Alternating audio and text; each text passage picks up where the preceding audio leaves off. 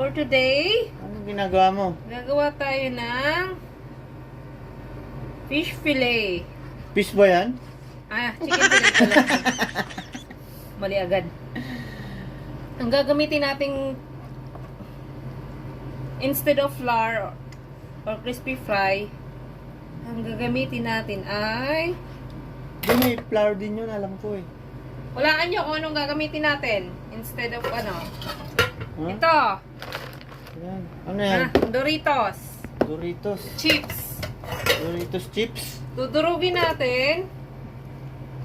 Tapos yung gagawin nating butter. Lalagyan ng milk, salt and pepper. Tapos pag durog na, yan ang gagawin nating flour. Ang dami ah. Ayan. Tapos ito, buti may ziplock ka. Lagay mo yan sa loob. Lagyan natin to. Dudurugin mo yan ng pinong-pino. Itong Doritos. Estimate mo yung magkakasya dito sa ating ano. Yan sa chicken. Lahat yun na to. Baka sobra naman, honey ko.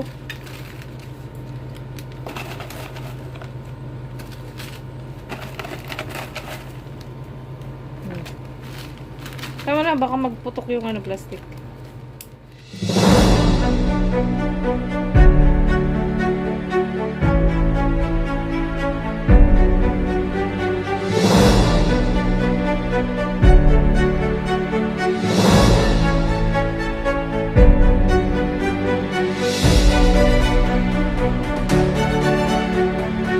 Salt, pepper, and magic sarap all together mix. Flour, salt, pepper, and magic sarap.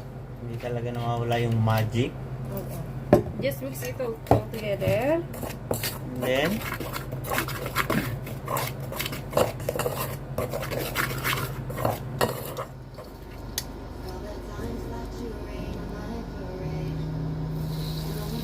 Chicken, Doritos, fried chicken. ito may flour na to. Dinip ko na yun sa flour. Yan na.